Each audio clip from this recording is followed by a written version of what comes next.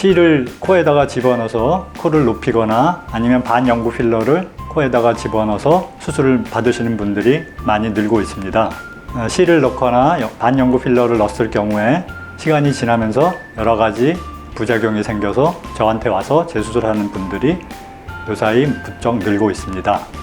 그래서 오늘은 그런 사례 케이스 중에서 하나를 제가 선정해서 여러분에게 설명을 드릴까 합니다. 베이코 시술이라고 하기도 하고 그 외에 여러 가지 말들을 써서 그런 시술들을 시행하고 있는데, 결국은 그런 것들은 다 인공적으로 만든 우리 실을 코 안에 집어넣어서 코를 높이는 그러한 효과를 얻게 되는 것입니다. 그런데 문제는, 자, 이거 보시면 이런 이제 우리 실들, 이게 실제로 코 안에 들어가서 문제가 됐던 실을 제가 제거하고 여기서 보여드리는 겁니다. 대부분 실하고 필러는 녹는 실이 있고, 그 다음에 없어지는 필러가 있고, 그 다음에 반영구 필러라 그래서 한 10년 이상 가는 그런 필러, 그리고 녹지 않는 필러가 있습니다. 물론 녹는 필러하고 녹는 실도 문제가 될 수 있지만, 더 문제인 것은 녹지 않는 실과 별로 녹지 않는 필러가 문제가 되겠습니다.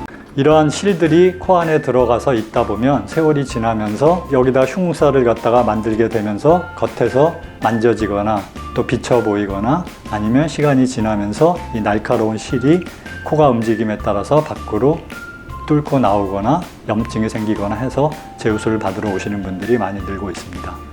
지금 이분도 서울에서 오신 분인데 2년 전에 베이코 시술을 받고 문제가 생겨서 이 부분에 들어가 있는데 너무 그게 비치고 또 굉장히 실이 들어가면 아프게 됩니다. 그래서 항상 아픈 거를 느끼게 되고 딱딱하게 만져지고 겉에서 비치고, 이러한 것을 주소로 해서 저에게 오게 되었습니다. 제가 보니까 실제로 정말 겉에서 굉장히 실이 딱딱하게 만져지고 문제가 많아서 수술을 하기로 결정을 했습니다.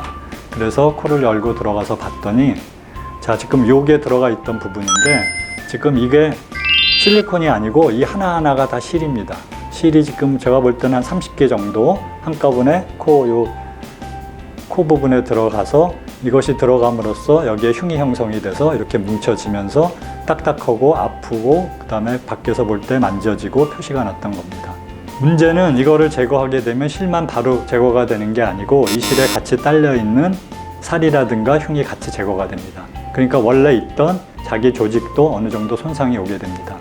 그러면 결국 그거를 보충해 주면서 또 본래 본인이 원하던 모양을 만들어 주기 위해서는 다시 거기다 뭔가 보충을 해 주어야 하는데, 이러한 조직 자체가 없어져 버렸기 때문에 그거를 우리가 같은 조직으로 대체를 해 줘야지 실리콘 같은 인공 보형물 넣게 되면 더 문제를 또 일으키게 되겠습니다. 그래서 저는 자가진피로 떼어낸 부분을 메꿔주는 수술을 시행하게 되었습니다. 당연히 그 조직 자체가 없어져 버리면 그 조직을 대체할 수 있는 거는 자가진피밖에 없기 때문에 자가진피를 주로 하는 저한테 대부분 이런 환자들이 많이 찾아오게 되어 있습니다. 그래서 수술은 먼저 1차적으로 이러한 실들을 제거하고, 실들을 제거한 이후에는 피부 자체가 많이 손상이 오기 때문에 바로 그 자리에서 진피를 떼어서 넣는 것보다는 한 4일에서 한 7일 정도 어느 정도 기간의 여유를 두면 그 기간에 손상된 살 부분이 많이 재생이 됩니다.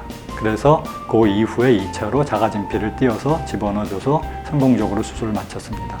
그래서 이분은 수술을 성공적으로 마치고 지금 6개월 이상 됐는데 아주 만족하게 아무 문제 없이 코도 예쁘게 잘 올라가고, 그 다음에 들어갔던 실에 대한 그런 부작용도 없이 지금 잘 살고 계십니다.